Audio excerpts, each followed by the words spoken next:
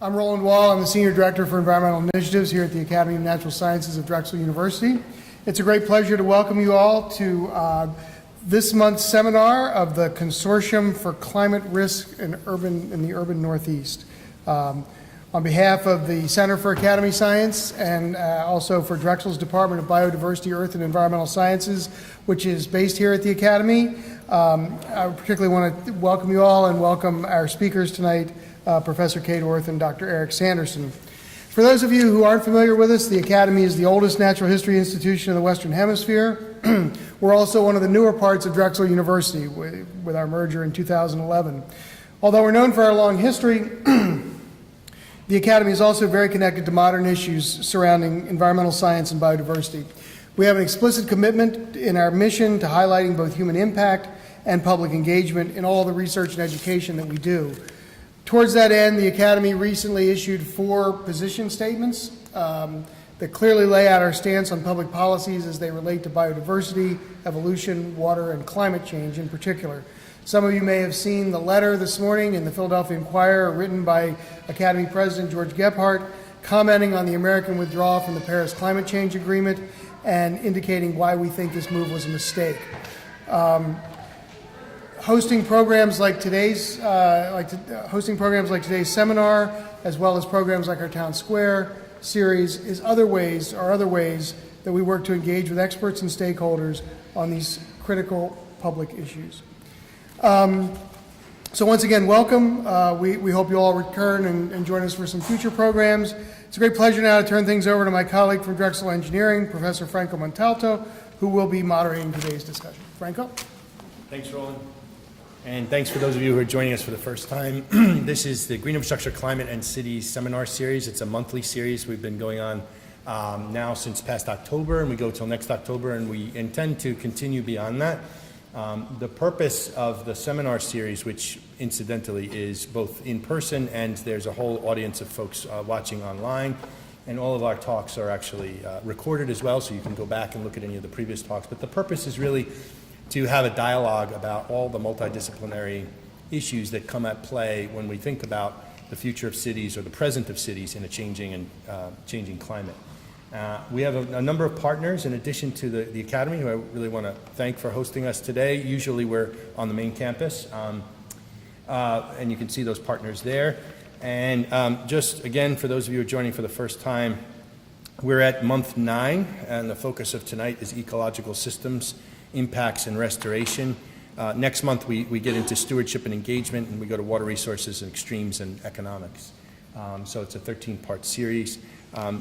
So today's topic, we have 2 speakers, Professor Orff and Dr. Sanderson, who are talking about ecological impacts and restoration. What we'll do is start with Professor Orff. Her talk is entitled Implementing Resilient Infrastructure, Lessons from the Field. I'll introduce her, and then we'll have a few short questions, and then we'll have Dr. Sanderson. I'll introduce him, we'll have a few short questions, and then we should have time for a discussion, and we invite your questions, whether you're here in person or online. We have Ziwen, who will be fielding questions that come in through the YouTube page where this series is streaming. Okay, so with that, I'll give my introduction.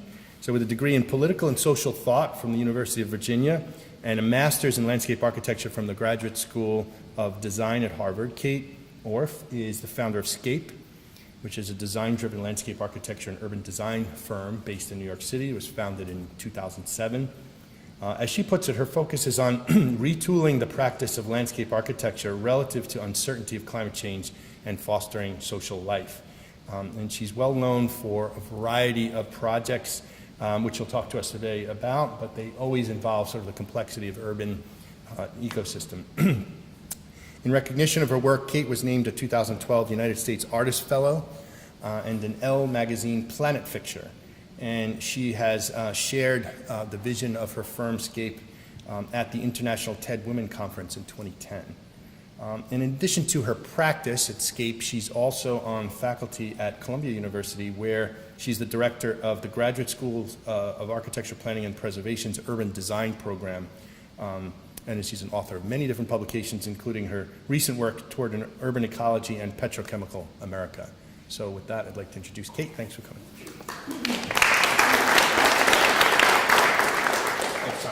Okay. Get you. You can. Let's keep this out of here. There we go. That was easy. Okay, thank you so much, Franco, and I feel like I'm channeling Meryl Streep to say I'd like to thank the Academy, but we just had a really tremendous tour of the shell collections, and I've learned things about grasshoppers that I didn't know, and I'm just so excited to be here. It's a really unique and special context, this event, and I personally would come just from New York to hear Eric speak, so it's really special to be here, and I'm excited to have this very informal discussion.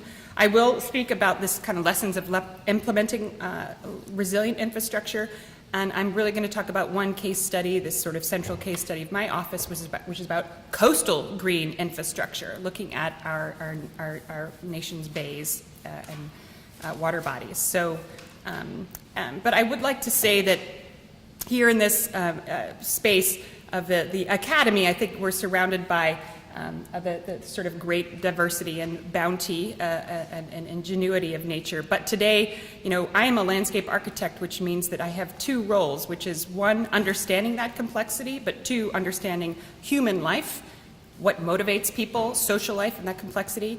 And I'm really sort of see myself as working within this sort of this period, which is where humans are the preeminent geomorphic agents that exceeding these sorts of earth-moving propensities of rivers, glaciers, and winds and plate tectonics. So we have constructed our nature to this point largely, and so we are now kind of working in this hybrid zone where we have cities that are dealing with threats of coastal inundation and temperature, extreme heat, etc. Here's Manhattan, of course.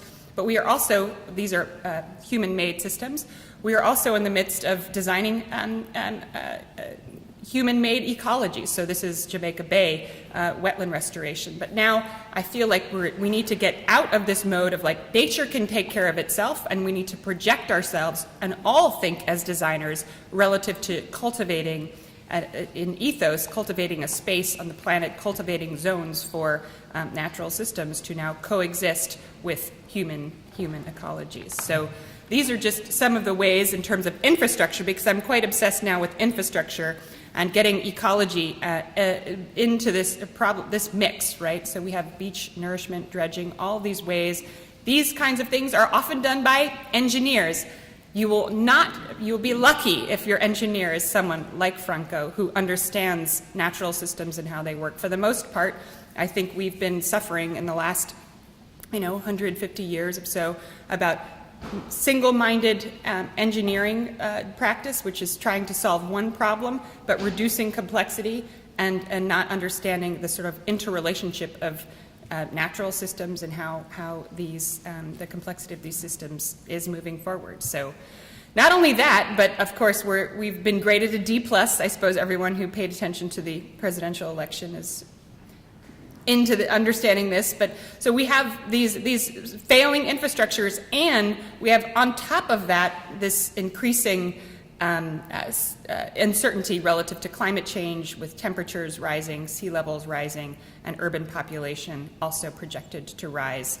So, I think what I've been trying to do is work as a designer. Again, I'm a landscape architect, but try to define how can we collaborate to make positive change? How can designers engage with engineers? How can designers engage with ecologists? City managers, schools. How can we think differently about not just identifying, isolating a problem and trying to solve it, but trying to act in a way that is also complex and has multiple problem-solving perspectives, and that is integrative of a sort of a physical design and a social life. So this is what I've described. This is my new book called Toward an Urban Ecology. And this is literally the thesis of that book, which is melding physical design with social infrastructure and trying to advance projects at a scale and to be impactful, not just do a sketch and hand it off to somebody else. It's really kind of starting a movement. So in the book, I kind of make this call for what do we need to do? We need to generate ecosystems, forge connections. So this is all SCAPE's kind of work in there. Revive landscape systems. This is a project that we're doing in Kentucky. Engage people. And so now I'm going to just talk a little bit in detail, and I just had a short presentation today about this landscape of adaptation in off the coast of Staten Island in Raritan Bay. And the project title is called Living Breakwaters. And Living Breakwaters is essentially a roughly 2-mile linear chain or necklace of reef-like breakwater structures that are designed to enhance ecology in terms of providing habitat for finfish. They are designed to, in terms of their materiality, to recruit shellfish and serve as a space for oysters and mussels and blue mussels. And at the same time, it's a physical risk-reducing piece of infrastructure. It is also an ecologically regenerative structure that, and it is also aimed to, by connecting with school programs on the shore, aims to reconnect Staten Islanders back to the waterfront and kind of build this next generation of stewards. And I use this word a lot. I'm sure there's a better word, but I do feel like rather than engineers and, we all have to sort of get in this mentality of sort of very applied stewardship. And so basically, in the New York context, when we talk about infrastructure and green infrastructure, much of my work in the coastal arena has sort of really accelerated after we had 2 hurricane events, or Hurricane Irene, which was a very, very heavy rain event, and Sandy, which was heavy winds and very, very destructive. So after Superstorm Sandy, of course, this is sort of a famous view of Lower Manhattan, but and how our critical infrastructure was impacted. This was, this impacted people's lives on the ground, not just at this bird's eye view. And so there was this tremendous sense of loss, tremendous sense of we've got to do better, and obviously incredibly real trauma by homeowners and businesses, et cetera. But I do feel like Sandy was a wake-up call in the sense that change, this is a quote by famous landscape architect Lawrence Halpern, that change has become the essential element of our time, that we need to understand now with climate change, we have not only potentially, it depends on your particular, region, but, hotter or wetter or drier or, but they also, we're looking at increased intensity and differential intensity in some of these climate events. So there's not only change, but now that is becoming this sort of core element, but that sort of spectrum of change needs to anticipate a whole much broader range of conditions. So we cannot think about infrastructure just trying to solve one problem, because there will be certainly a different kind of form of a problem that we had not even anticipated to enter that picture. So an example is, and tragically on Staten Island, the northern portion of Staten Island was protected by a levee,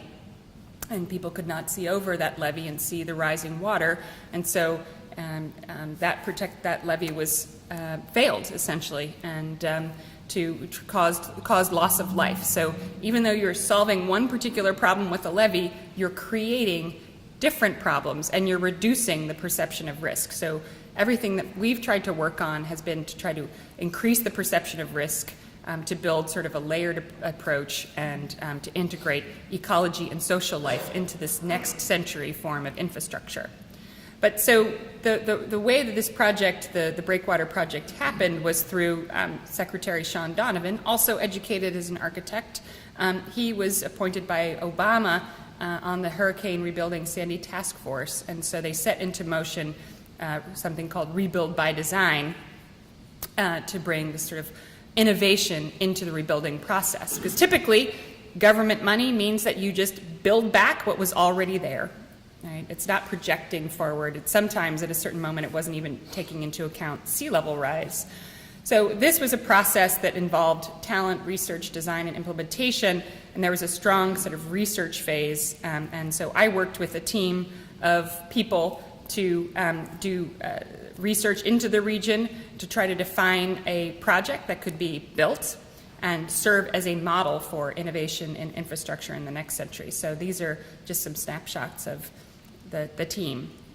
So as part of this exercise, we had to sort of define our risk context and, identifying New York City as having a high degree of potential risk because of our sort of hurricane environment, very different from places like Holland, and define our own goals. And so our goals for this particular competition were to build social resiliency, because I think that is the future, right? I do feel like beyond just building walls, and that there's a kind of responsiveness that needs to now come from our neighbors, from our social contexts, and build physical resilience alongside that. So that's what literally the aim of the Living Breakwaters is trying to do, a physical piece of infrastructure that's generating social life and social engagement and knowledge. So to begin this process, we started to look at our nation's critical, the region's disappearing bays and wetlands, which are so protective in terms of protecting settlement on shore, but also so threatened by sea level rise. And we began to study those ecosystems and their physical attributes. We began to devise a strategy that included multiple lines of defense, not just a single line, but to begin to layer up coastal infrastructure and this sort of resilient ecological infrastructure so that it could anticipate a whole range of different forms of climate change. Identified shallow bays and wetlands as our sites of intervention, and really began to make a series of proposals relative to combining this ecological infrastructure in different ways relative to the risk and the geomorphology of the space, and also the sort of typology of settlement on shore. We worked with Philip Orton, who's a modeler at Stevens Institute, began to understand how these strategies would combine, how they would be efficacious, how they might reduce flooding. We learned from these modeling results where these strategies might best be applied, and defined the south shore of Staten Island, which is where 2 people lost their lives during Sandy because of wave action, as a potential site to test this concept. And so that ultimately led to the proposal that was funded by the federal government. And all of the 3 components of the study, which I think is very important, right? We're all siloed. There's this person is doing infrastructure, this person is doing schools, this person is doing, benthic habitat. The point is that this is a project that's trying to serve as a glue and bring these various groups together. So the state of New York was awarded $60 million for this Living Breakwaters system, and is now being implemented in terms of, we are in basically 50% design. We're doing design documents. But it's exciting because all 3 of the aspects of the project, risk reduction, culture in the form of schools and communities, and ecosystem enhancement, are all advancing.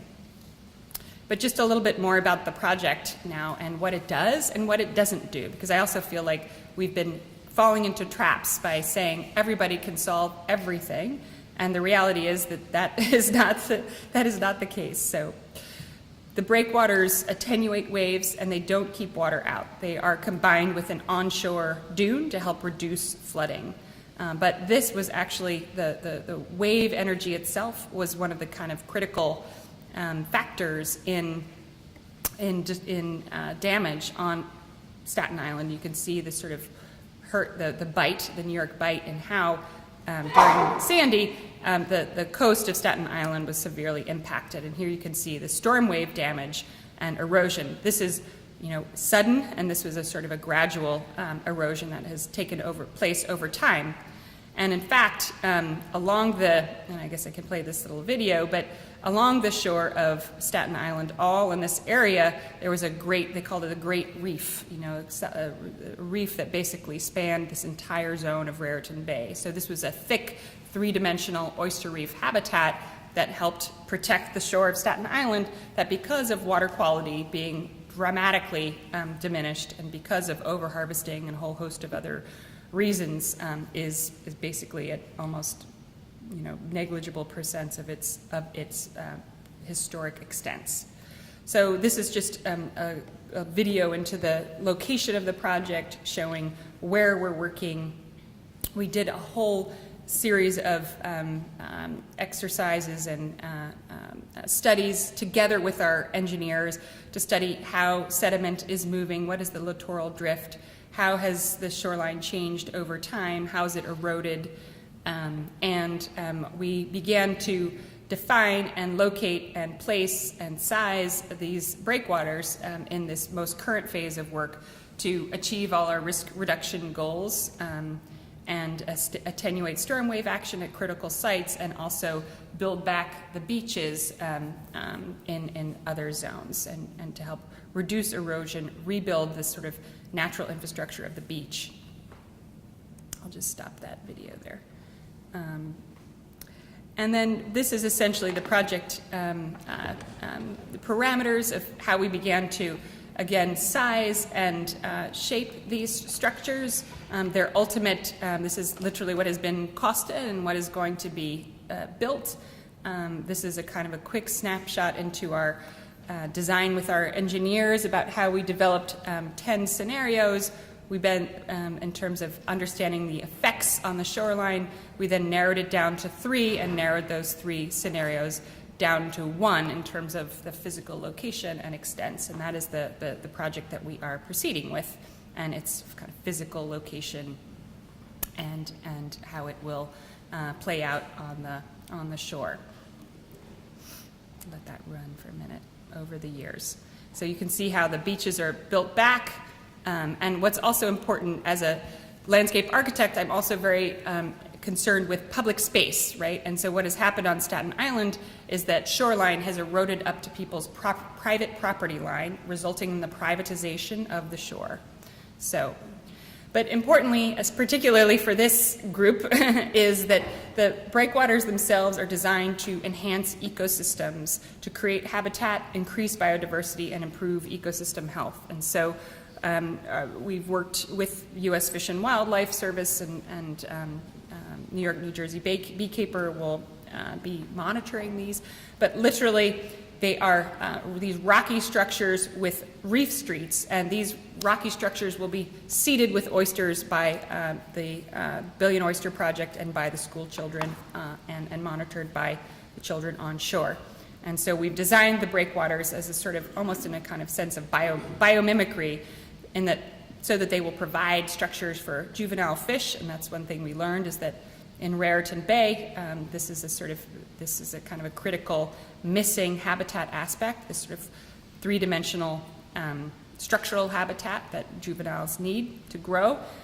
We've worked with our marine biologists to target specific species groups and design the cross-section of the structure to recruit these species and create structure for forage fish, surfaces for oysters and mussels to take place, and really begun to, this is this on the top, this is a way that a typical breakwater is designed. It's, you move it to avoid critical habitat. You want to minimize its overall footprint because you want to reduce, touching what's there. But we've also advanced it to add what we're calling reef streets, which are pockets of complexity. And also we are then seeding those reef streets with oysters, as you can see here. So I think it's very different, right? It's not, I feel like you can't just sort of say, oh, we'll just let nature take care of itself and we'll just try to stop doing all the bad stuff. I actually really disagree with that. I think that we have to have a very activist approach in trying to rebuild ecosystems in a proactive way. So we create niches. Here's a view into the reef streets, which I kind of call like public space for fish, where the fish can feed in the street. And here's an image of the range of living breakwaters of habitats that we're engendering, a sort of a low shelf for oysters in the lee of the breakwater, and the finfish space within the reef street itself, the kind of the construction materials that we're looking at, riprap stone and armor stone, and particularly a new form of ecological concrete, which is a low pH concrete. The reef streets will be lined with this unit in order to maximize the complexity. And here you can see in this image the this particular bioenhancing concrete armor unit within the reef street itself, and how oysters are being, we're trying to initiate at least, I guess there's 6 different ways and techniques of oyster restoration. I think what's so exciting about this project is we've been working, there's a whole group of committed colleagues and who have been working on oyster restoration, but we get permitted at like a 10 by 10 area, right, like 10, you know, and this is now of a scale where it is really kind of impactful, and it's very exciting to understand how this will succeed and or fail, at least from the biology standpoint. So we've really worked as designers. Most designers, you're thinking, you know, if you think landscape architect, someone's like, you know, I've got these, you know, beetles on my rose bushes, and it's not that I'm not interested in that, but I do feel like that there's an entire sort of more comprehensive environmental view that landscape architects and engineers can take, which is, you know, more of a regional approach and a sort of larger systemic design of ecosystems.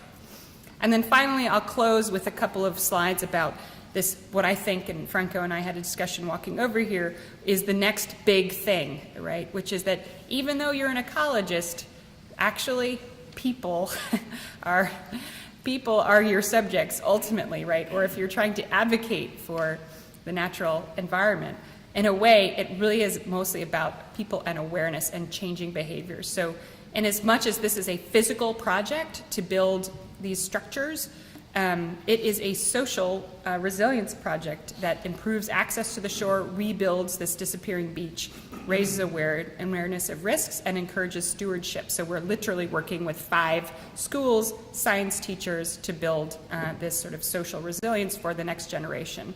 So there's beach cleanups, there's walks on the shore, there's literal, in the case of the Billion Oyster Project, science curriculums, state-approved science curriculums that are involved with cultivating this particular, the oysters in the bay and monitoring this particular project.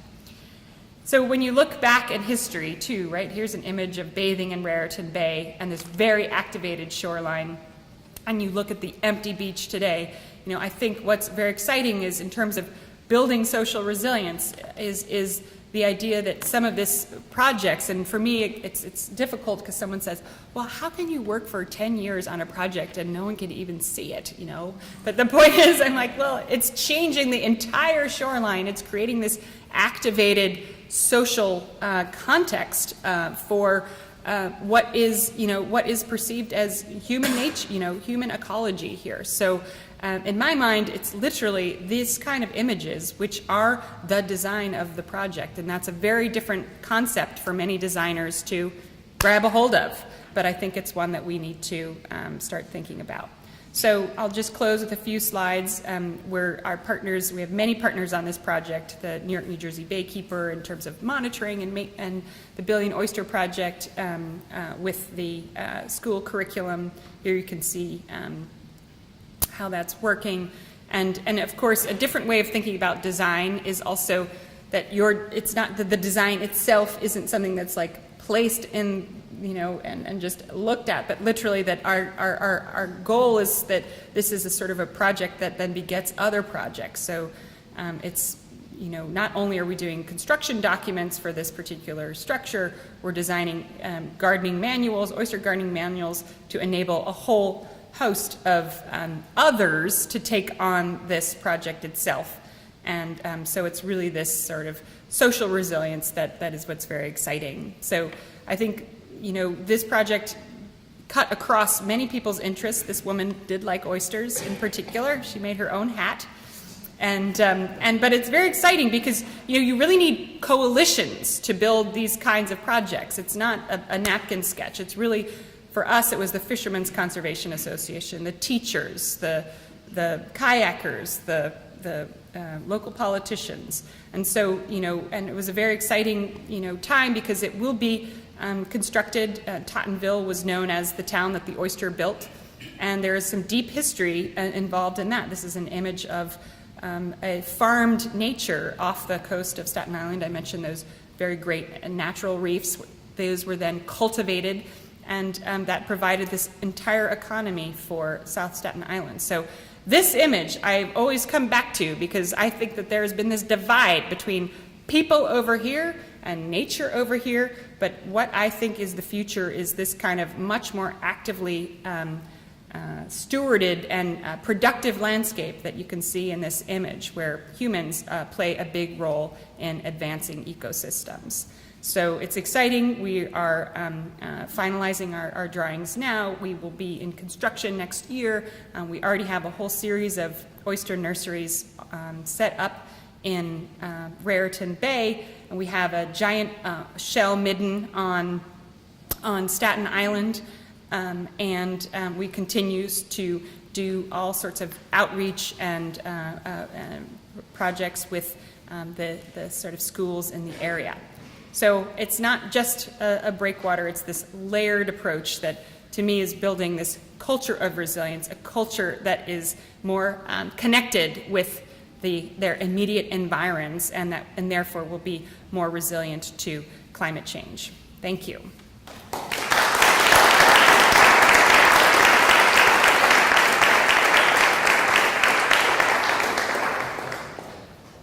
We have time for a few questions for Kate, if you'd like, or if we could, just. Kate, question on the, Sorry about that. I think we were concerned about the viability of the oysters given the water quality of Raritan Bay. Have you found that there is sufficient water quality? Started then sort of the inverse, will there be enough critical mass where there will be enough filtration where they will actually improve the water quality themselves? So we have been working with New York, New Jersey Baykeeper and using their water quality data, which they've taken over the years.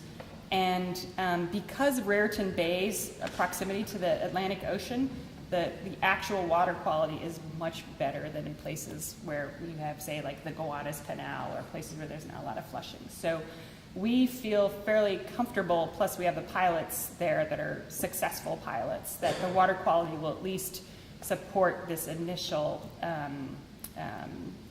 seeding, if you will, of the oysters.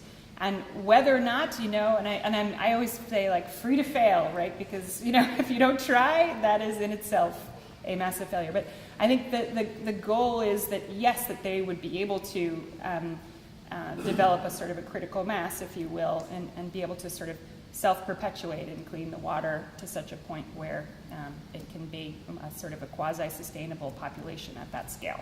That is the hope. And I mentioned New York, New Jersey Baykeeper. We have a big part of our grant is going toward their work, and they'll be kind of monitoring the population over time. So I think people are excited because it's a project, but it's also a pilot in the sense of we're trying to design it as an ecological experiment. I didn't go into all of that, but each of the breakwater segments is designed with slightly different parameters to test what is. So of course the contractor's not very happy about that, but there's quite a lot of diversity even within the segments of how high the shelves are, what is the slope of the reef street, and these types of things. So, sorry. And there's a question online. People were asking what kind of modeling is used in this study? What kind of modeling? So yeah, the modeling, there's layers and layers of modeling, and I was saying I have a 200-slide version of the technical aspect of this project, which nobody wants to see. But the modeling in the very first sense was done by Philip Orton at Stevens Institute with a sort of a harbor of very rough grain model. And then since then we've hired Arcadis, and we probably spent, we're doing a rougher scale sort of SWAN and RefDiff model. Like we're trying to scale down the model to a very sort of site-specific scale. And we are also now doing a wave model at 1 to 20 in Toronto, so a physical model as well.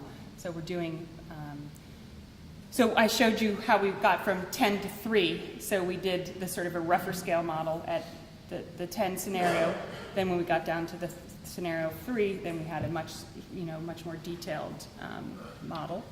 And now we're taking the 1 and putting it in a physical wave tank up in Toronto, which is exciting. We should be going there in a couple weeks. Maybe one more question, and then we'll save the rest for the end. What is the New York's philosophy of dealing sewage waste? Is it 1, 2, or 3 pipe? Well, we have combined sewers, so it's a challenge. So we do have, I would say it's also somewhat of a success story. Maybe Eric will talk about this, that there's a combined sewage issue. So I don't remember the rainfall event, but I think it's maybe 2 inches or. It's 1 inch, but it varies a little bit. 1 inches, 2 inches in that range. So then you have sewage emptying into the harbor. So, but obviously there's federal lawsuits, a Clean Water Act. There's a whole host of ways that New York has very actively tried to clean up its water system. So there is a lot of excess nitrogen, which is all of us. So, but it is a situation that is improving, and that's why I'm always trying to, I hate to, but say, okay, don't design for what is right now, but try to design for the world that you want to inhabit and anticipate that world. So I'm anticipating a world that is becoming cleaner, and our water bodies are becoming cleaner, and so that we can kind of get to that mode. But yes, so combined sewage overflow is a challenge in the harbor, but with Raritan Bay and the flushing there, we're in pretty good shape. So, Quick last one. So I have to confess to something. I did a master plan for Conference House Park back in the oh, how many John Kilcullen is now, yeah, well, anyway, the So director. my real question is watching the beach disappear, Mm-hmm. watching everything disappear from 19 when I started in the 80s. Is most of the, or a lot of the project did stop the further beach road, because I can remember the restaurant off Highland Boulevard Yeah. used to have 65 feet or 100 feet frontage in 1982. So why was that like to stop this on this big beach that's going on? Yeah, it's a twofold purpose. One is to reduce wave action for that, periodic storm. But the other key purpose is also to reduce that erosion that has dramatically accelerated. Because we did a series of shore mapping, and everyone saw that and was like, oh. They knew it intuitively because people would take us on a tour and say, I used to walk here, and that was there. But we actually physically did the mapping. So that is a second purpose is to reduce this very, very dramatic erosion that has been accelerating. So, and there's a lot of, there's critical infrastructure in New York. There's the airports, there's the subways, but then there's also just historic, in Conference House Park, there's historic elements of great historic value also in that zone. And parks also, the parks themselves are eroding. So it is a double purpose in that sense. So sorry, I feel like I've talked too much. Thank you. Thanks. Thank I you. look forward to it.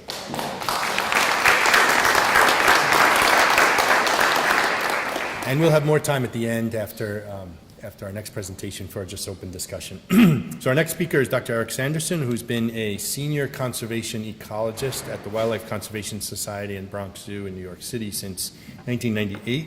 He received his PhD in ecology with an emphasis on the sort of ecosystem and landscape aspects of ecology from University of California at Davis.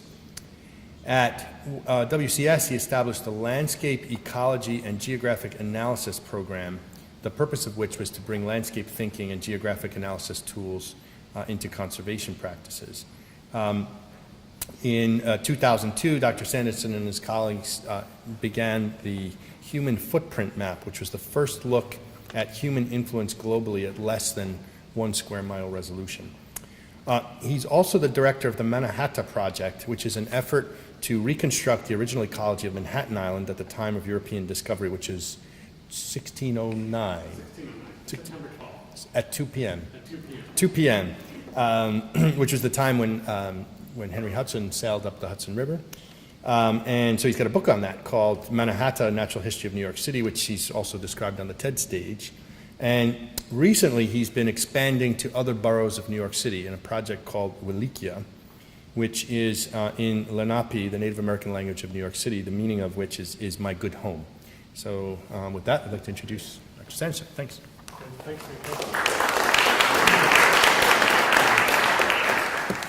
Thanks, Franco. Thanks for the Academy of Sciences. Thanks, CC Run. And thanks especially Kate, who's the smartest person in New York City that I know, doing the most important work. So when Franco asked me to come to Philadelphia, I thought maybe here's a chance to finally lay out the case for something I wrote in this book, After Manhattan, Terra Nova, New World After Oil Cars and Suburbs, which is really an idea about how do we create the kind of social and ecological context to support the kind of great work that Kate and so many other people are doing in New York City to try and restore some of the ecology of the city and make it work for people for many generations going forward. But a subtitle of my talk might be, or what would Adam Smith say about green infrastructure? So here's New York City, and I want to say that I love New York City. I've lived there for almost 20 years. I think it's a great city, but in many ways it's a mistake. It's a mistake kind of where it's built. I mean, a mistake in retrospect.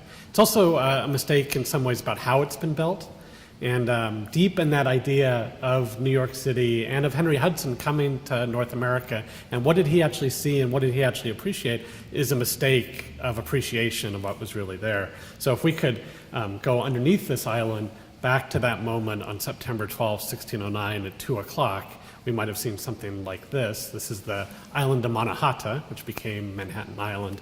And like Franco said, I spent a lot of time, and I still spend a lot of time thinking about this place, this moment in time, and the remarkable ecology of this spot. The mistake was actually made right at the very, very, very beginning. When the Dutch came to settle here, they saw this tip of the island with a very deep harbor right around it, and they thought, that's the place. That's the place that's defensible. That's the place that's good for trade. There was a little pond where you see the smoke, the Lenape smoke from the Native Americans up the island where they could get some fresh water. The soils just north of that were actually pretty good. The Bowery, if you know New York, that's the Bowery, the old farms. So they had all the elements that you need for a city. But they didn't anticipate things like climate change and sea level rise that are bedeviling us today and will bedevil the people that come after us. That's because New York is actually a really low place. If you look at the digital elevation model of New York City and the surrounding region, the darkest blue on this map is about 180 feet below the modern sea level. The highest point's about 300 feet above sea level. It's actually a very low landscape. It's hilly, but very low. And if you map in the wetlands, which are in this sort of magenta color here, you can see that nature was filling this place with wetlands and streams of all kinds of shapes and sorts and sizes 400 years ago. And then this is what we've done ever since, is we built all over on top of it as if it wasn't even there.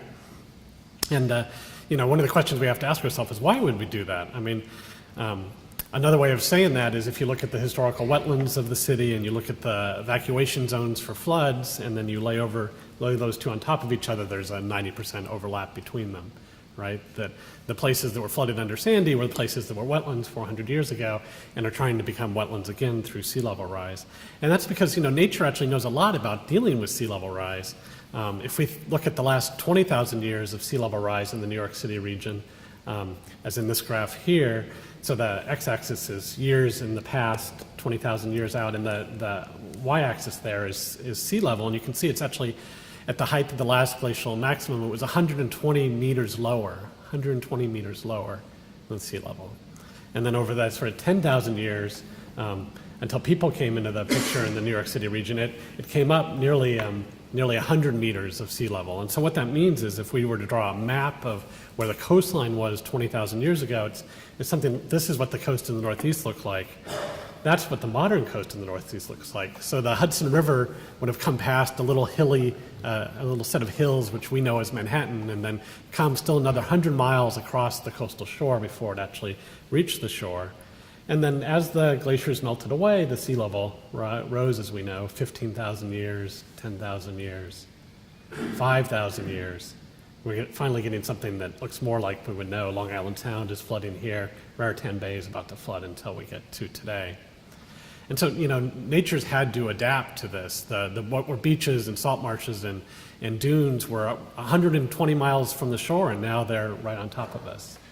And you can see that in all the satellite images.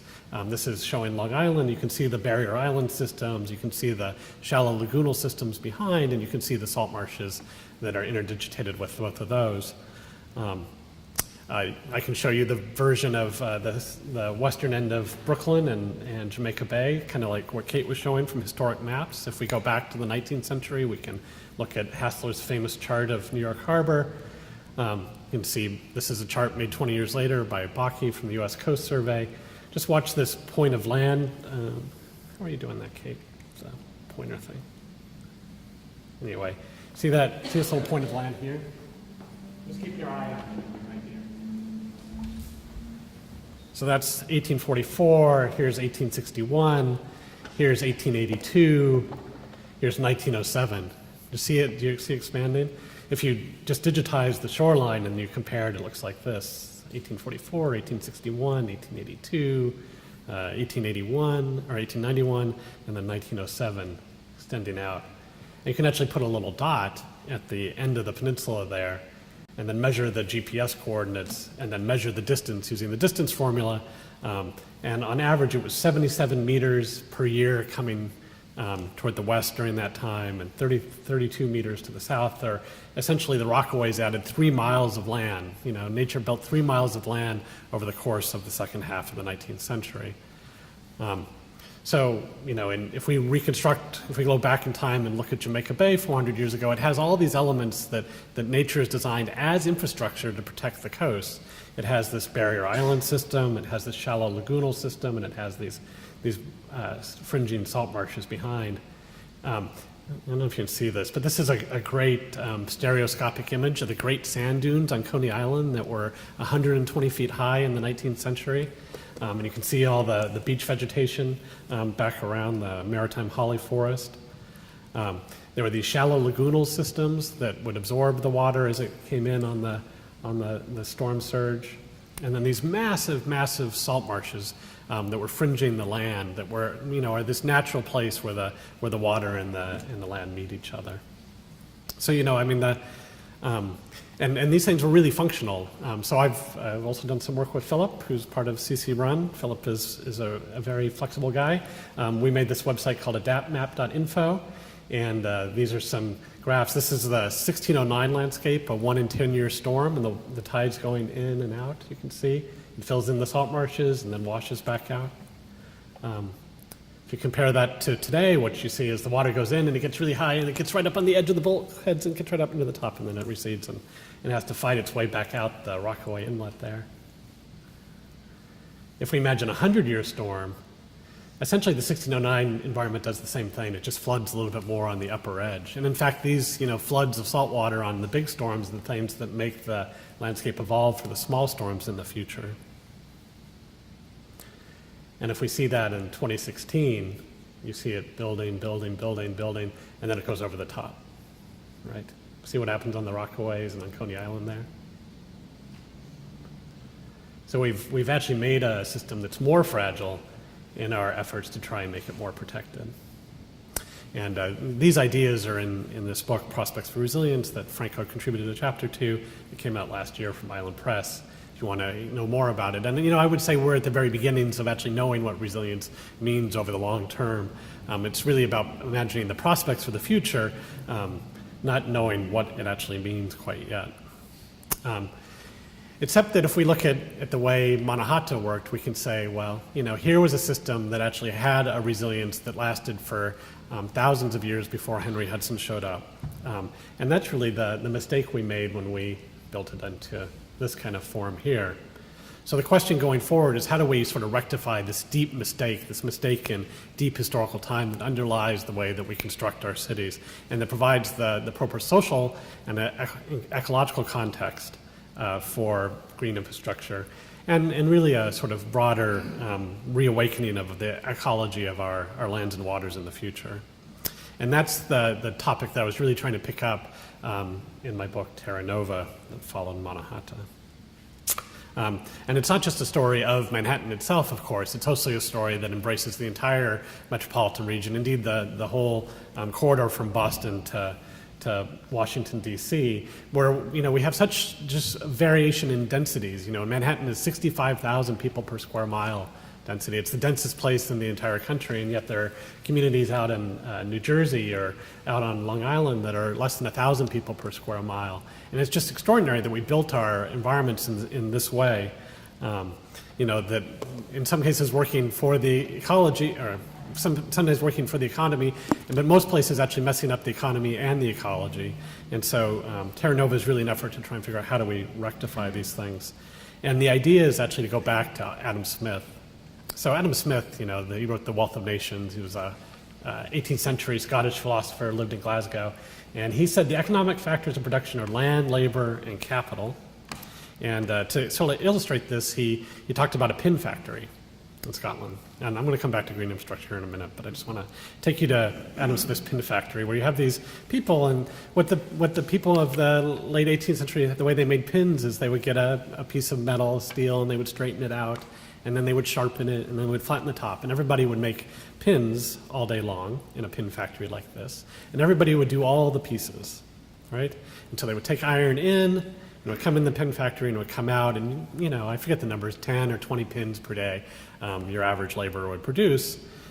And so Adam Smith's idea was, wow, well, what if we added capital? What if we added money to this situation? Then the money could come into the pin factory, and then maybe we could buy more tools and people could specialize, which are indicated by these colored hats here. So, maybe somebody has a tool that's just for the straightening of the pins, and somebody has a tool that's just for the sharpening of the pins. Somebody has a tool just for the flattening of the pins. And that would make lots and lots and lots of pins, right? And if you had lots and lots and lots of pins, then you could sell lots of pins, and that would make money that then would flow back into the economy, right? Flow back into the pin factory and allow the pin factory to expand. And this is the core of the capitalist idea, right? This is what capitalism is all about. So that's the labor part. You see the pin workers there, and you can see the capital part. But we need to come back to the land part.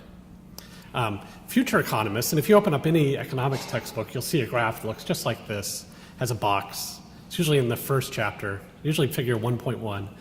And the producer, makes something, they sell to the consumer, and the consumer pays money back to the producer, and it generates a little bit of tax, right?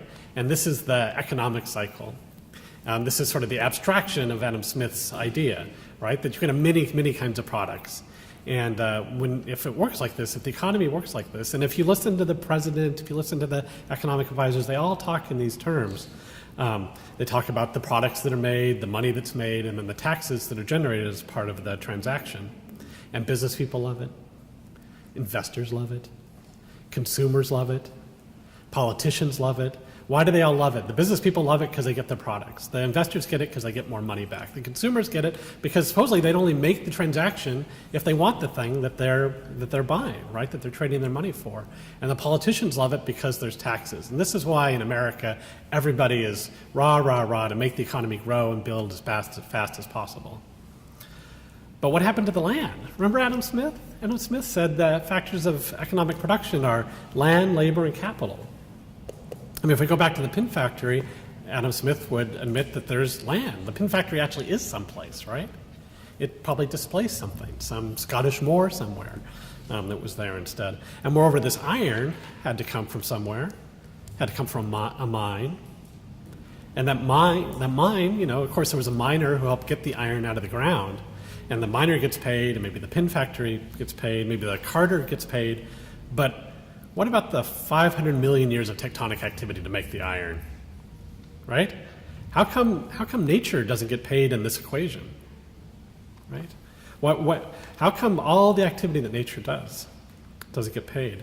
I mean, if this was, I just got this off the internet, but two women buying watermelons, I mean, what is the essential aspect of an economic exchange? It's actually the idea that two people can talk to each other and agree to exchange one thing for another, agree to exchange money for a melon.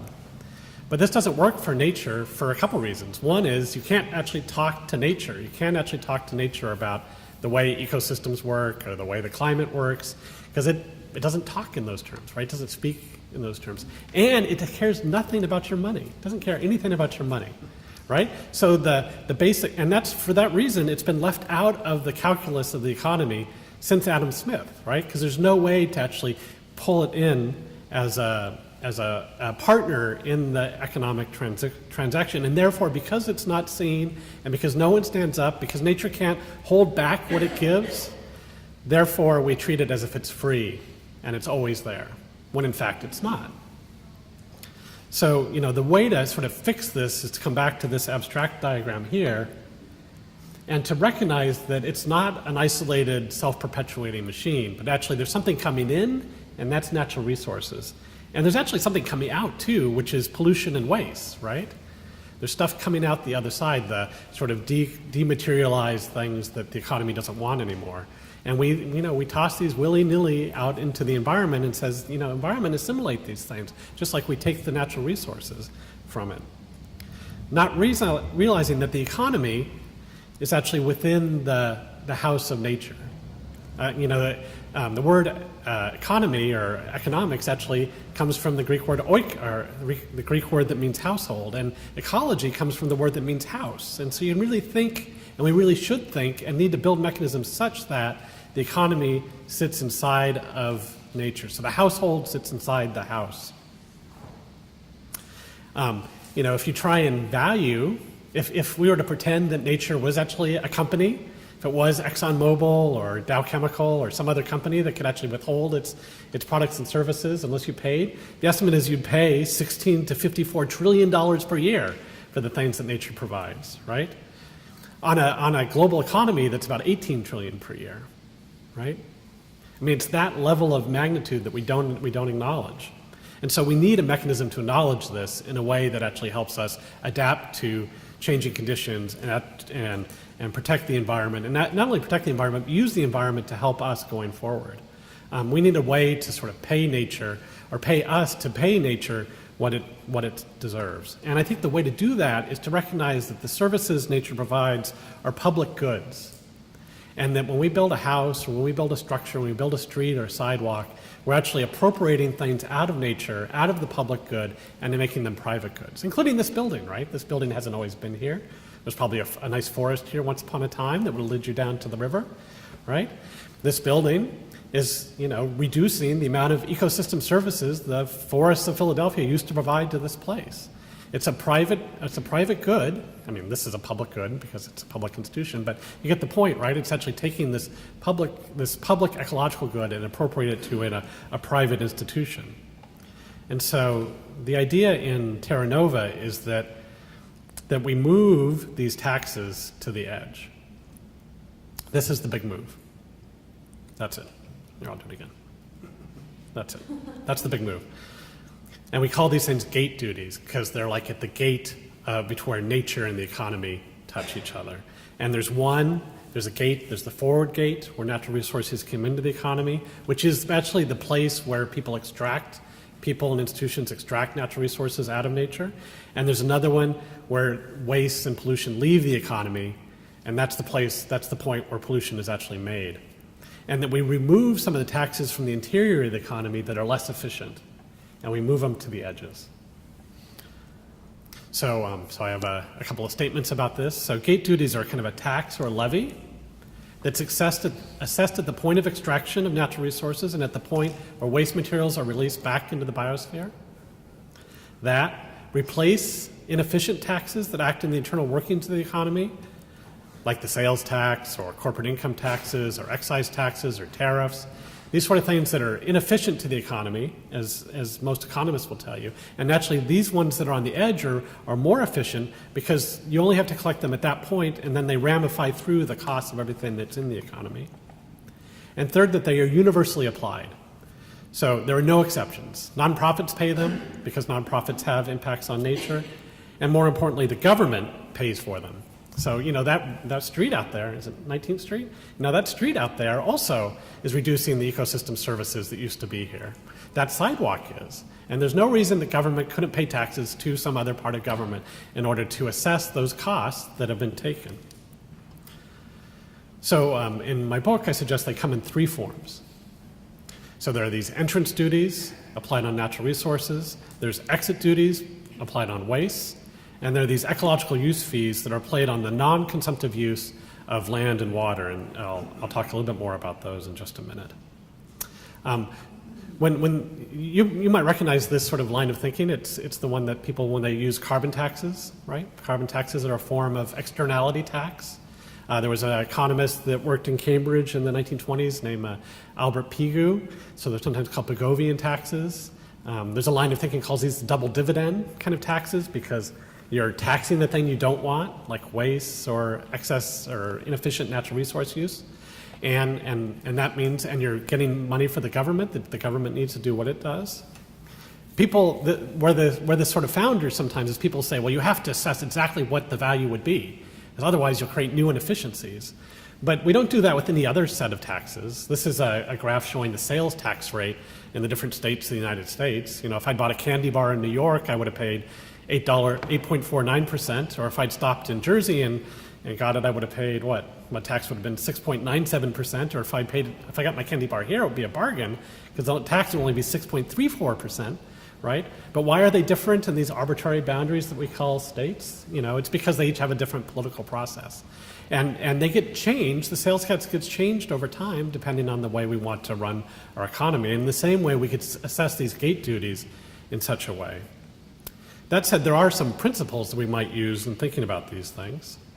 In principle, they should reflect the cost of renewable. So non-renewable resources should be taxed at a higher rate than more renewable things. So things that are harder for nature to make, we should tax higher because they're harder to get. Similarly, scarce natural resources should be taxed at a rate higher than the more common ones.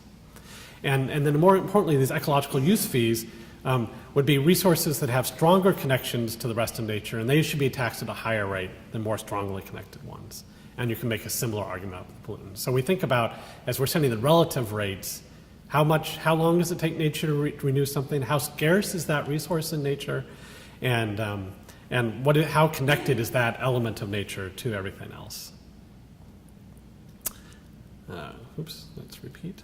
So let me just talk about these ecological use fees for a little bit more, because I think they're the things that's most specific to the green infrastructure argument. And what I argue in the book is that we can do modeling about ecosystem services and the way different ones provide, but a more direct rubric would be just to think about the historical ecology, to literally think about the forests, the wetlands, the fields, and so forth that were replaced by urban infrastructure. And conveniently, we can do this in New York because we have the Mannahatta and Wailukia projects as an example. So this is the figure. I'll take you through this. I'm almost done here. So imagine a little place on City Island, like where I live. And the figure on the left is showing the pre-development ecology of that place, which was a forest with a stream running through it.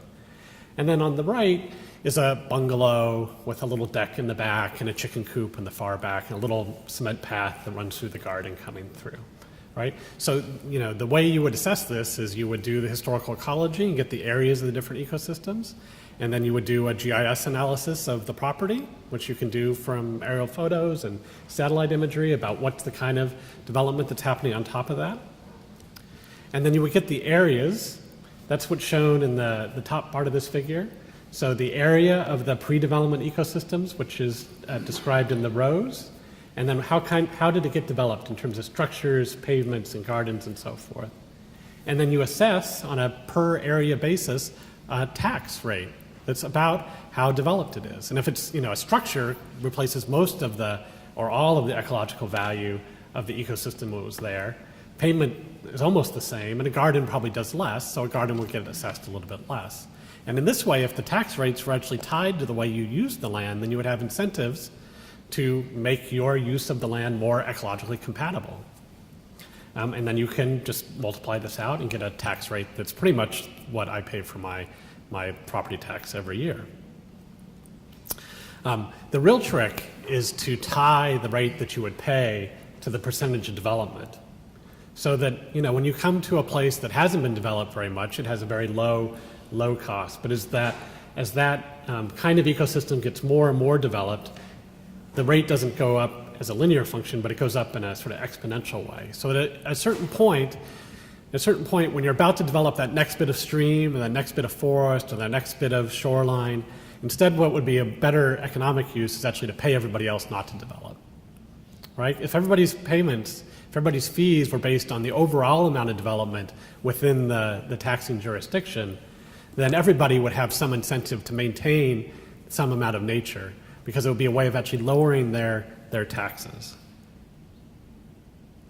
And if you want to see all this in the New York City context, you can come to this website that we constructed called Vision Maker, visionmaker.nyc, which is a free website available to everybody that allows you to see the city as it is today, to see the contemporary ecosystems, to see the historical ecosystems at whatever scale you choose, down to a city block, and then be able to explore how different combinations of ecosystems, different combinations of ecological landscapes could lead to different patterns of development and ecological function, which then you could share with everybody else.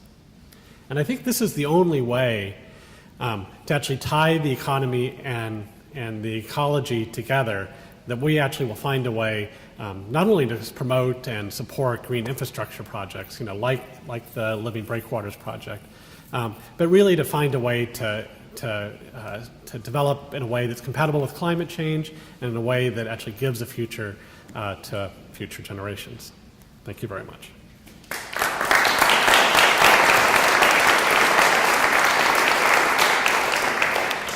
Do we have any questions for Jen?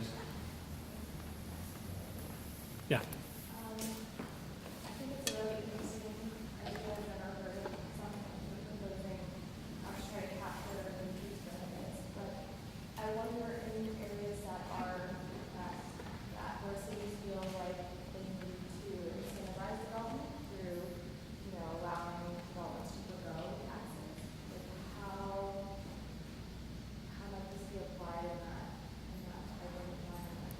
Right. Well, I think, thanks for that. I think we have to sort of separate out, and we don't do this well enough, the sort of ecological benefits or just benefits of development from some of the equity or inequity things we want to address in our cities. The causes of inequity in our cities doesn't have anything to do with nature. It's not nature's fault. It's actually the way we constructed our capitalist economy, right? Where there's more rewards to having capital. So the ways to address inequities are through redistribution mechanisms. And I don't think that's about alleviating taxes. I think it's actually about moving government investment, from one place to another to level the playing field.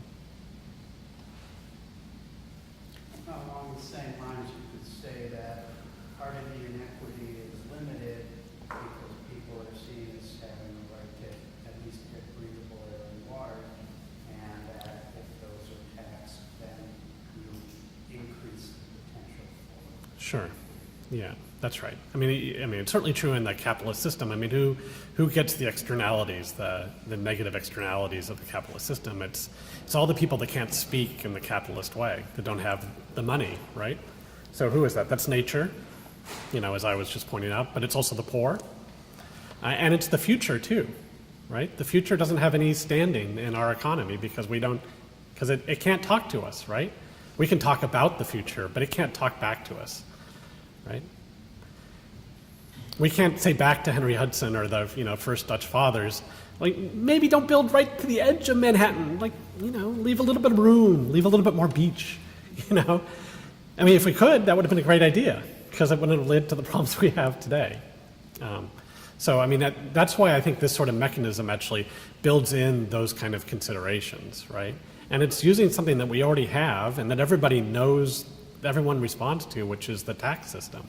And I know people don't like to talk about taxes, but the ways that we control our behavior are through the law, through regulation, and through our economic system.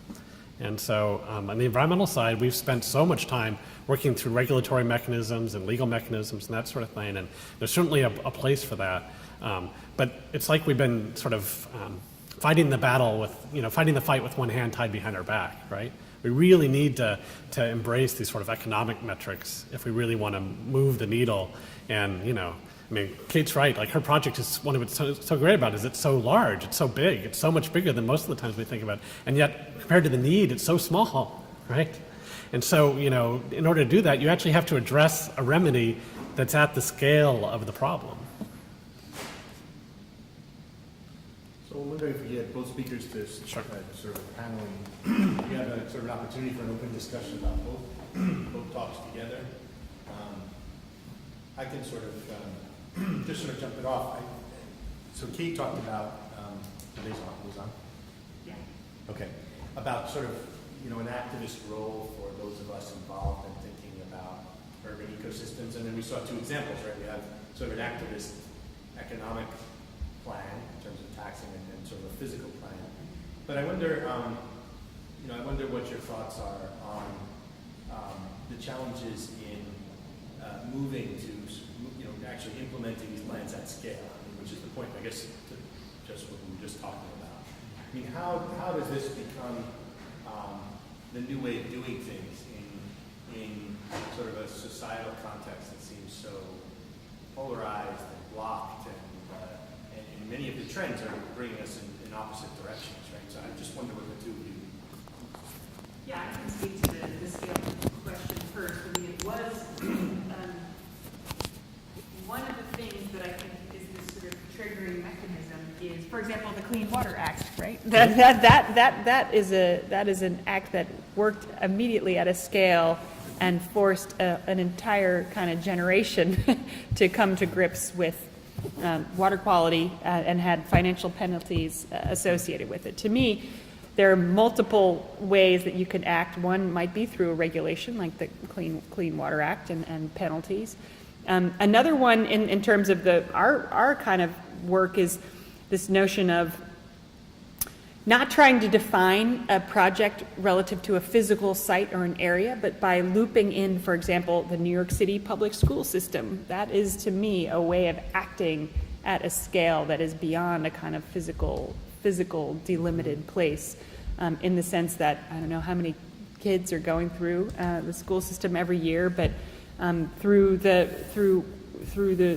working with this New York State certified curriculum, which is about oyster restoration for the Billion Oyster Project, and having our project being kind of the site for this work, I feel like there's a generational shift there that kind of goes beyond what's so difficult, because you feel like you're just sort of throwing spaghetti at the wall, and you might have one very successful bioswale here or something else here, but you're not making this kind of scalar shift. So I definitely feel like education is a big part of that, in terms of what we're all doing now. I mean, the other idea of scale, I think there's a question the gentleman asked earlier, which is that, once you sort of get to a certain point, is the water cleaner? Does it then become cleaner? I mean, the idea is also, in my mind, I was working on a book, where I did a book called Petrochemical America, which was also looking at this sort of negative downward spiral, if you will, of extraction landscapes, fossil fuel use, increased dependency on fossil fuels, dumping in the land, so sort of trying to understand this negative spiral of ecological, environmental, and social sort of degradation that has happened through this waste extraction and capitalist regime. But in my mind, your question about scale is also like, how do you reverse those trends? Very different set of tools. And so that's what we've been exploring is, ecosystems sort of harnessing the power of ecological regeneration of life to sort of persist, and also to try to harness the power of existing, or leverage the power of existing institutions such as the New York City school system to make those kinds of changes. Yeah, I'd agree with all that. And that's the optimistic story, right?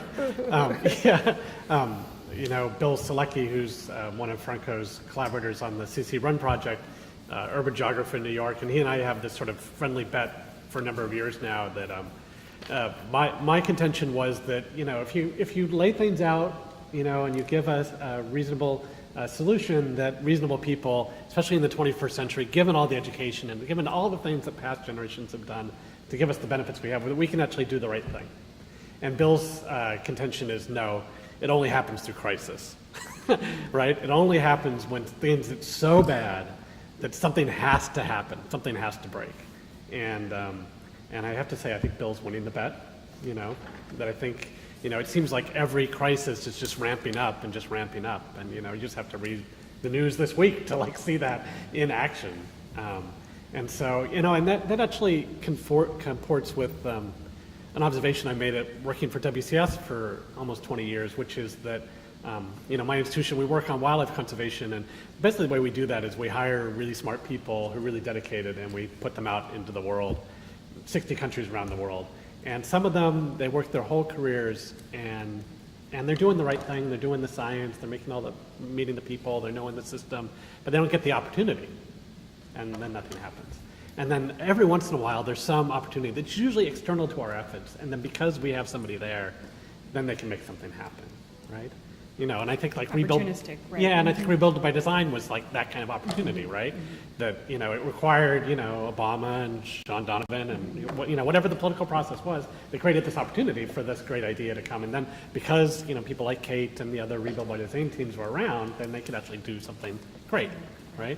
What all this suggests, though, is that there will be, many times where somebody works their whole careers and doesn't have a chance. And then there'll be other times where there was an opportunity and no one was there, right? And so, I think that's kind of the moment we're in, right? I feel like it's not just the Trumpian thing, but sort of the escalating crises of the early 21st century are each one of them is bad, but an opportunity to create the change at the scale that's actually necessary. Kate, I'd like to learn more about keeping track of two things with regards to living breakwaters. I'd like to know how to monitor the progress. And also I'd like to know, find out more about SCAPE's involvement with the schools and what's happening there, what kind of things you're doing, how do I do those two things? Well, my last slide had an image of, so there's the Governor's Office of Storm Recovery has a website on the project, and my office, also scapestudio.com, has a website. And to be very specific about the monitoring, what's exciting is that we have basically a monitoring plan. And one of the strange things about this project is, first of all, there was no ecological data against which we were regulated. We actually provided the data to state DEC and described the benthic habitat, went out and talked to clammers and described, what was there. We've helped build some robust monitoring protocols with New York City Parks Department, Natural Resources Group, and so the New Jersey Baykeeper will be monitoring the ecological aspects of the project. There'll be a separate sort of set of monitoring for shoreline change, which is just a series of transects. I can't remember how many transects we took. Maybe we had 3 at the beginning, but then we kind of tripled that. I think it was something 9. And then we'll be retaking those shoreline transects so we can measure how fast the beaches are going to be built back. So, the project will not go in water until early 2019, which is coming up actually pretty quickly. But then at that point, that we will be, all of these monitoring protocols will kick in. In terms of the schools, I guess through there's a Billion Oyster Project website, but then also we have some of that information on our website, which just shows, okay, here's the basket location, here's the shell midden pile, and here's the 5 teachers, and so it's actually quite a big funded effort in New York City, the Billion Oyster Project. So I'm trying to, I guess it's probably, I should have like a one-line answer to that. It's making me think that I need some more coordination. Yeah, in fact, I can. If you want to email me via Franco, we can connect you with a couple of the teachers who have baskets and who have, who are using that curriculum in their science. Would that be in your book? Mm-hmm. Yeah, the specific teachers. There's pictures of them, but if you want literally like contact names, I can just send them to. That'd be great. Yeah, we interview them. I think they were interviewed recently for New York 1, the teachers. Nice. So I'll ask nobody else has a question. I'll ask something else. So to some extent, you said New York was a mistake, right? And I also said I loved it. yeah, I love it too. I have a love-hate relationship with it. Yeah. But, of course, we say that in retrospect. And in fact, the more we go forward, the more we know about how much of a mistake many things were. In other words, we have more. There's more to come. Forward, Yeah, that's right. It gets more complex. Yeah. And of course, that's what we're talking about: is how do you make appropriate moves in a field of complexity. But one thing that I wonder what you all think about is that as we get more complex, then the number of interest groups involved in the discussion get greater, and so it becomes nature is one interest group which doesn't have a voice. There's other interest groups with very loud voices and very valid sets of concerns. Groups that have been marginalized, groups that are still marginalized, groups that see an opportunity to be compensated for wrongs that were done in the past. So, I know it's a difficult question, maybe not a fair one, but so how do we broach this topic? Saying there is sort of this ecosystem, this sort of nature. If nature fails, we fail. It is kind of a bottom line. But on the other hand, we've got multiple sets of interests that are always in play, especially in cities, which are the future. So how do we tread these waters? And how does nature get that voice when there are so many other voices that we now know are valid and are finally getting an opportunity to speak their piece? Unfair. Hi. I'll take a second. Okay, very good. I've been reading, I was talking to you at lunch, I've been reading this book called The Birth of the Anthropocene by Jeremy Davies, and there was another book I read earlier this spring called After Nature, Politics in the Anthropocene, and there's definitely this idea in environmental thinking that the fundamental problem actually has to do with the way politics works and the way with democracy works, right? Which, I have to say was the Bernie Sanders message, right? From the time he announced his campaign, it's like, unless you fix the political system, everything else is broken, and you just can't fix it.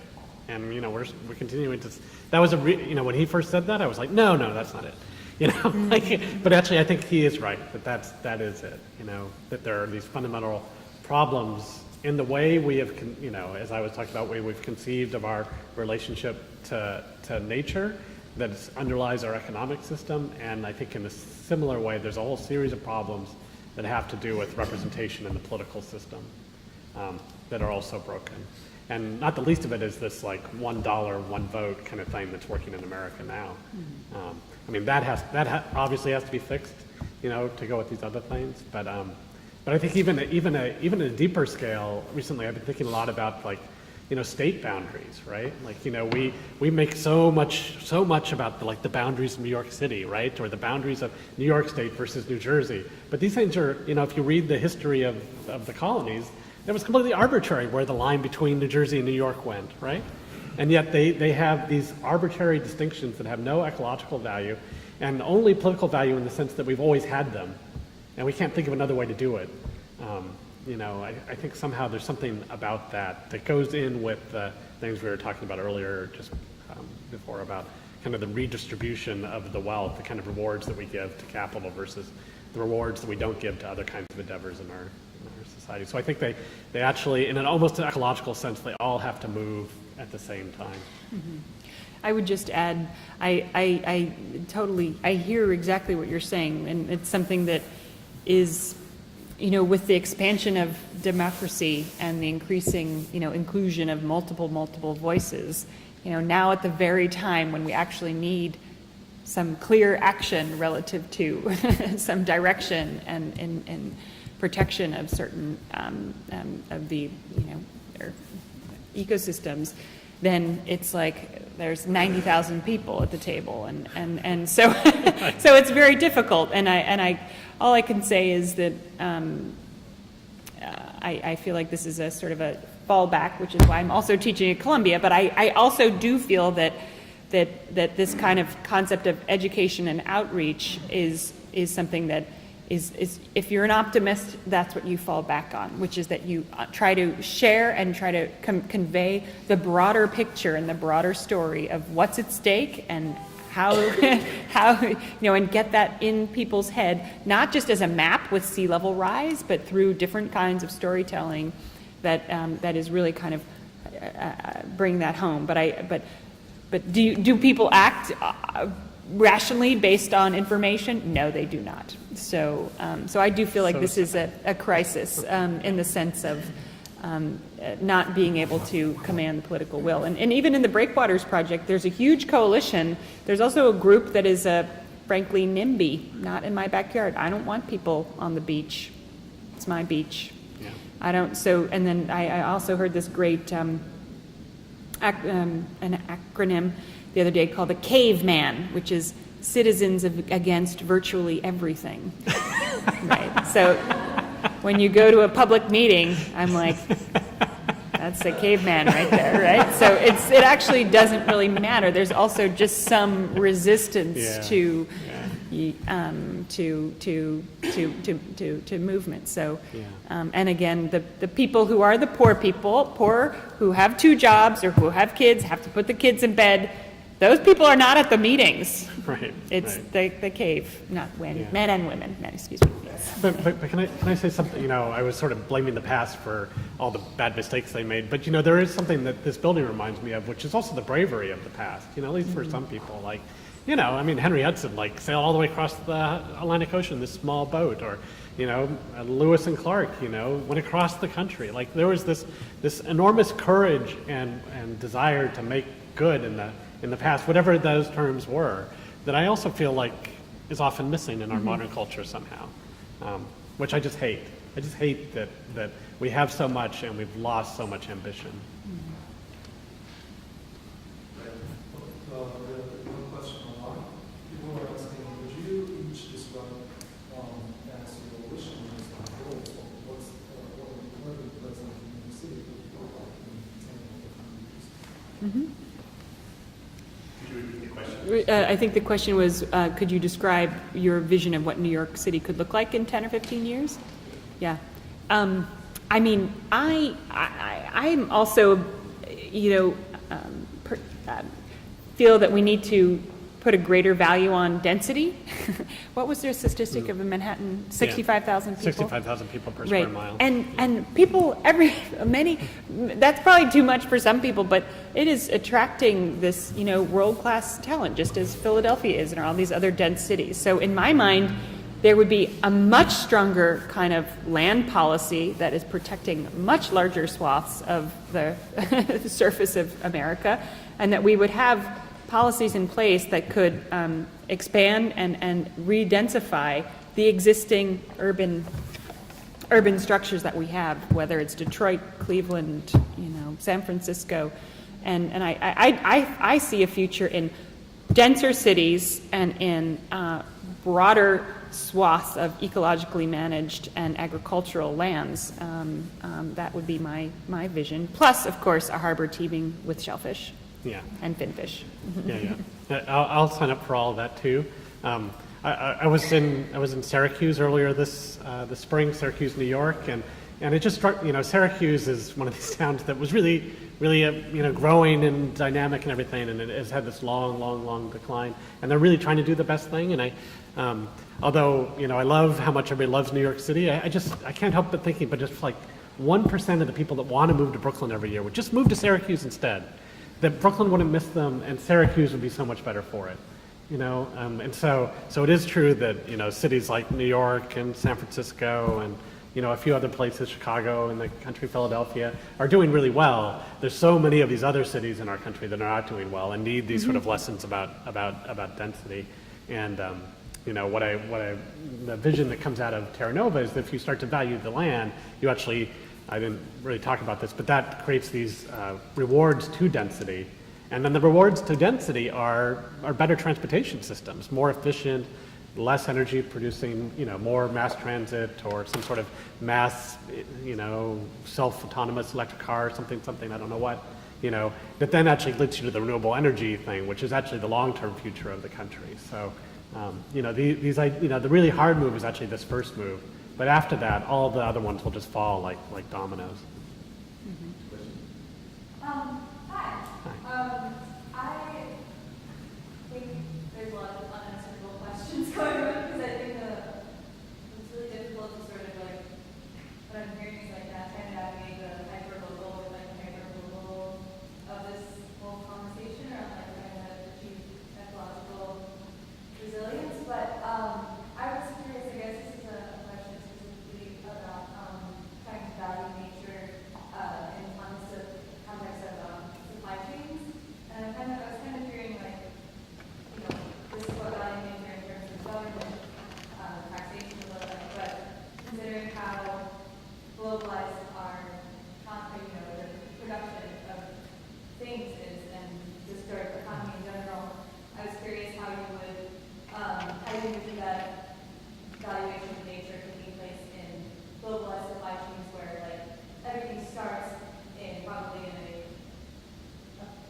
that is non-industrialized and is in, you know, a mine somewhere in the rural area.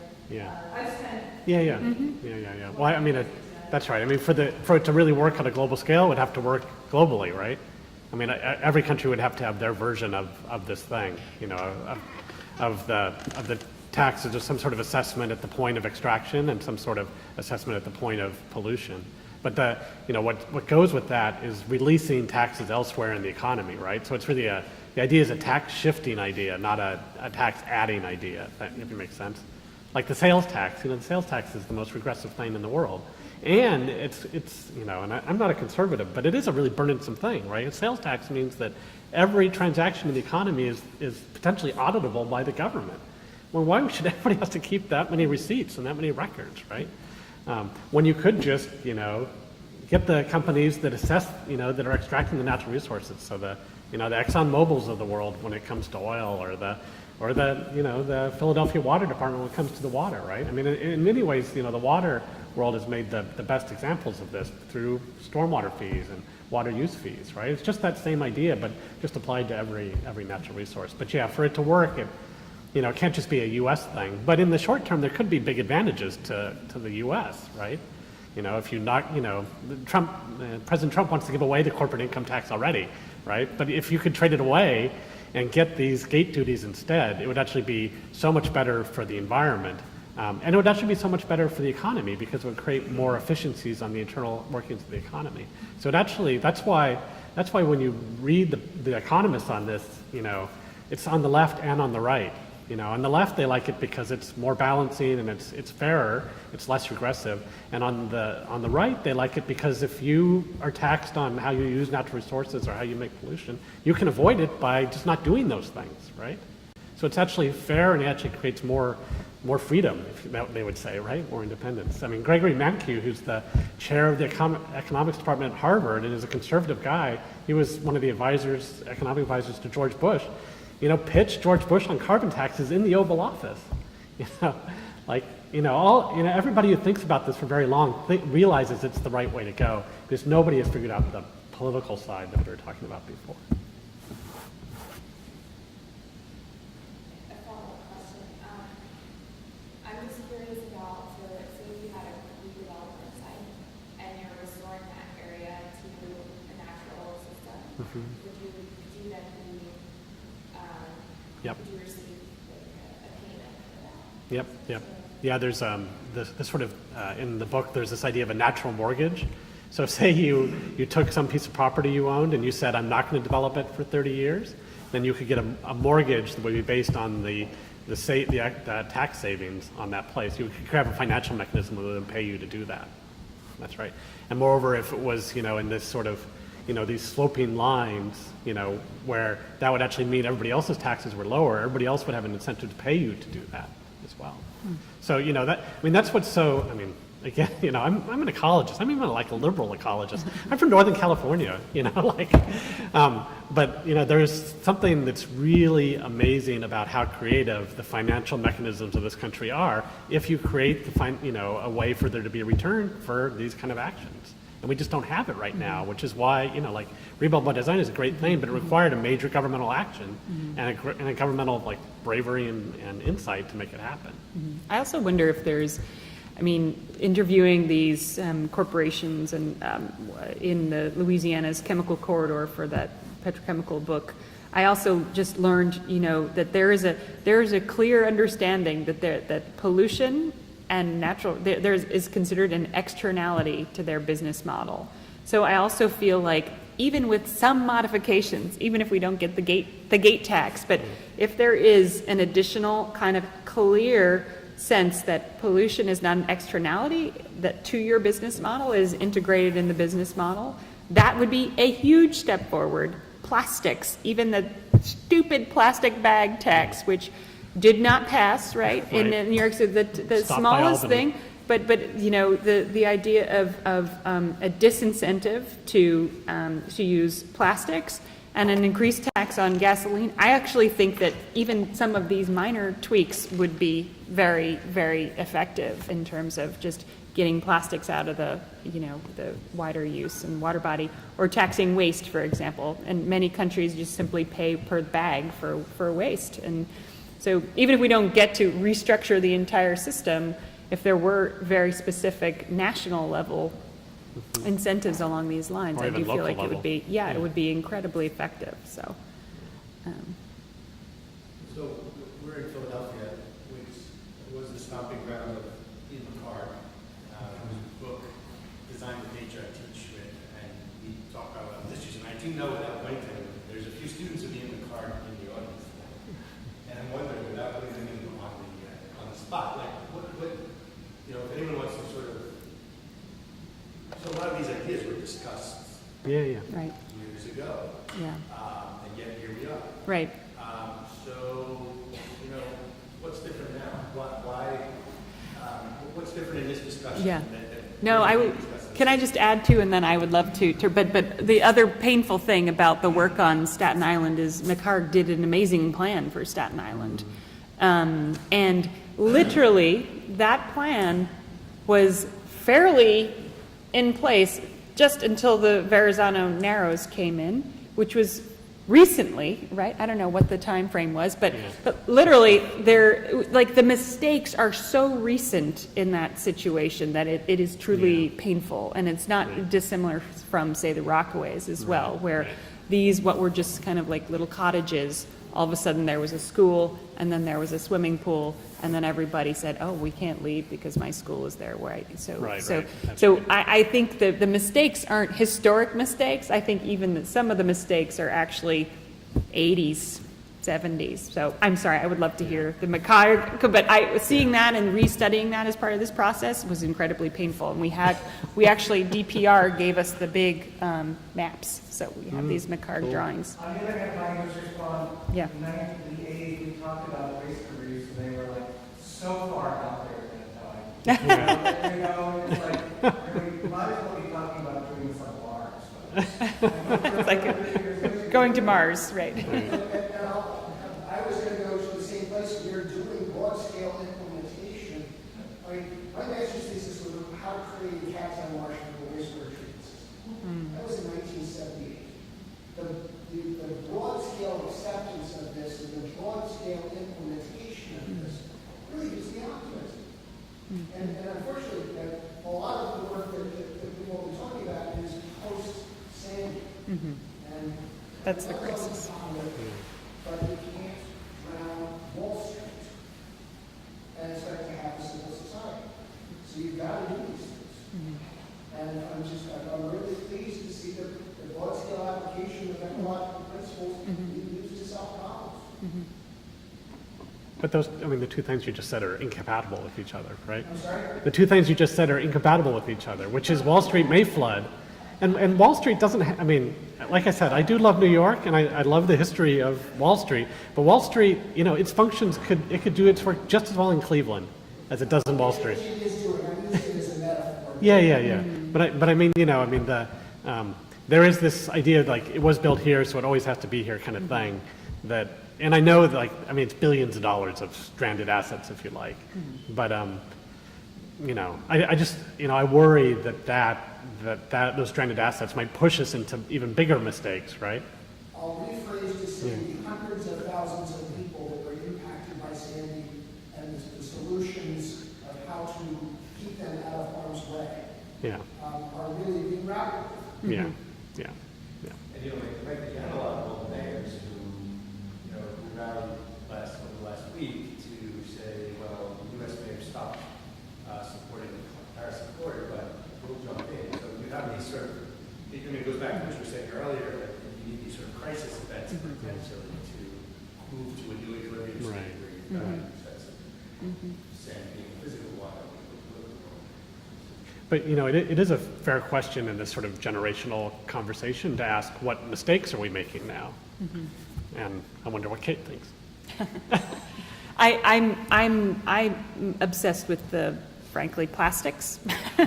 I feel that we have made a profound mistake by having plastics be so central to our our daily lives, and that this is, just being in an international context. I also teach studios in India and across the world, and I have just literally seen plastics clogging water bodies. So there's many ways to take that question, but I would immediately take that out. But do you think there could be a mistake in our emphasis on green infrastructure? I mean, is there a way of having too much green infrastructure? At the moment, I think there's such a disconnect between what needs to happen and what is happening that even the phrasing green infrastructure is incredibly helpful and positive, because I would say 99% of the thought experiment that's going on is that infrastructure equals repaving roads. Yeah. Right? So any phrasing along the lines of green infrastructure in my mind is useful.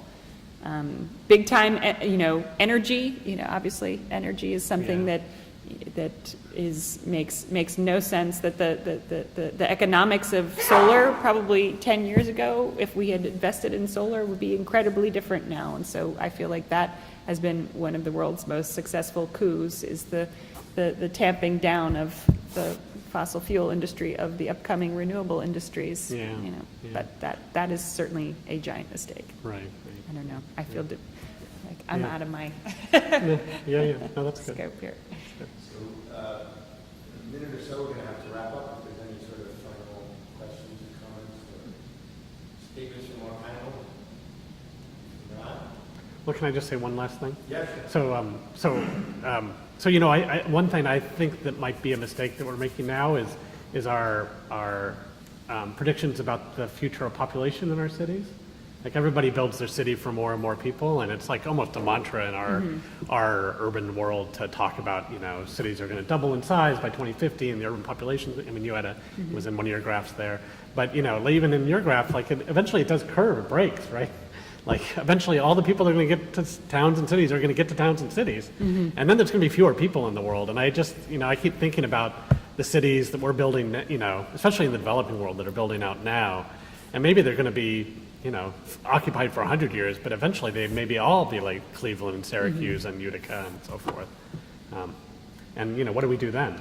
And is there something we should do differently about how we build our cities and build our infrastructure now, anticipating that future, more flexible, or temporary things that can be here now but go away later, et cetera, et cetera. Agree. Okay. Good. Please join me. Thank you. Thank you.